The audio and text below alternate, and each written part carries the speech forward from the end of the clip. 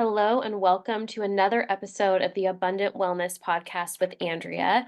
I'm so excited to be talking to you guys about some topics that have come up on Instagram, in DMs, in the private women's chat that I have going on over there, which, by the way, if you're wanting to join, I will put a link in the show notes, but you can also go to my profile at Abundant Wellness with Andrea, and it will be in my bio with the link to join the women's hormone chat.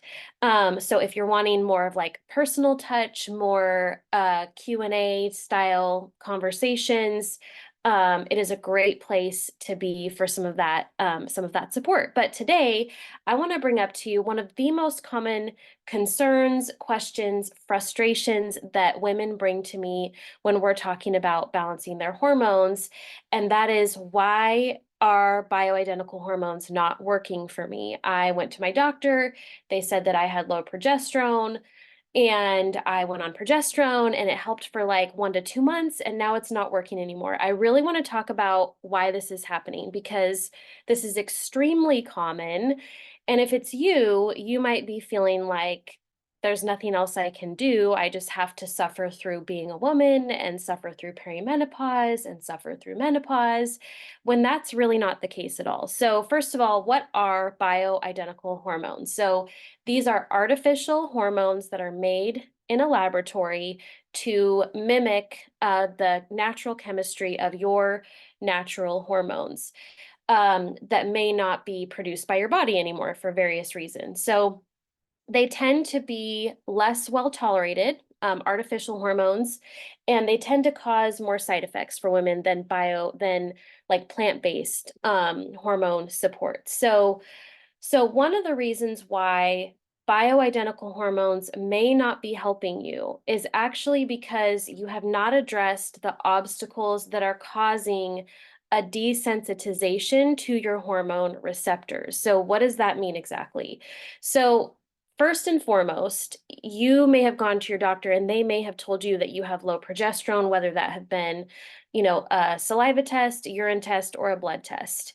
But if they did not do further digging to figure out why your progesterone is low, then they're not really addressing the root cause of why you need progesterone in the first place. And so, if that's the case, and they have not addressed the obstacles that are causing the hormone receptors to not be very sensitive, and I'm going to go into what some of those things are, you are less likely to have a positive response to bioidentical hormones. You're also less likely to have a positive response to even plant-based hormones like wild yam extract, all of the different derivatives of that. So, what are some of the obstacles that cause this lack of sensitivity to your hormone receptors? And I call them obstacles because that is quite literally what they are. With these physiologic dysfunctions in the way, it causes numerous cellular problems in the body. It's very disruptive, and it's impossible to have your hormones function properly with these things in place. So, number one is gastrointestinal dysbiosis and or inflammation. You can't really have dysbiosis without inflammation. And now I'm not talking about just SIBO, which is small intestinal bacterial overgrowth. I am talking about just the umbrella of all of the different microbiome communications that get disrupted, and they get disrupted through the standard American diet. They get disrupted through chronic stress. They get disrupted through gallbladder dysfunction, liver dysfunction, poor stomach acid, different genetic variables. But that absolutely is an obstacle to your body actually responding to bioidentical hormones, because that inflammation actually blocks the receptors, like blocks the hormone receptors. Not only does it block the hormone receptors, but when there's a ton of inflammation going on in the gut, it's not actually able to send the right neurotransmitter signals to the brain, to the pituitary gland in particular, to for the pituitary gland to then communicate to the ovaries, hey, we need to produce more progesterone, or hey, we need to be more receptive to progesterone. I hope that this is making sense so far, but I'm wanting to break down the various reasons why you may not be responding to artificial hormones, okay? So, chronic stress, and I know that you're going to hate my guts for saying this because we all feel to some degree like we can't change the stress that's happening in our life, right? These are things that are happening to us. Um, and things that are happening around us and all the things that are going on with that. But the truth is that we may not be able to change our circumstances, but we absolutely can address the environment within us and how we respond to those stressors. So, how am I going to take care of myself with all of these high stressors that are going on? And I want to break down the physiology of why chronic stress makes you less receptive to bioidentical hormones. Okay, so when we are in chronic stress, we will go into fight or flight, which obviously initially causes an increase in cortisol. Okay, that high cortisol state naturally increases our estrogen, which for some women may be good temporarily. These are all natural defense mechanisms that your body has for what it is working through. Okay. So that high cortisol causes an increase in estrogen, and that high estrogen, by its natural defense mechanisms, is going to suppress progesterone. It's going to push down progesterone. So this creates an estrogen dominant state, a low progesterone state, which will lead to symptoms like breast tenderness, cramps, heavy bleeding, menstrual migraines, prolonged periods, irregular periods, and then, of course, all the mood stuff that comes in with that because of the low progesterone. So, chronic stress is not just like the stressors in our lives, right, that we can't control.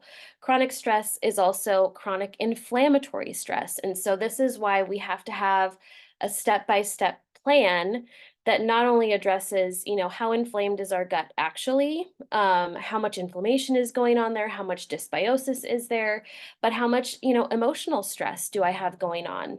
How am I actually processing the things in my life that are stressful or distressing or what have you.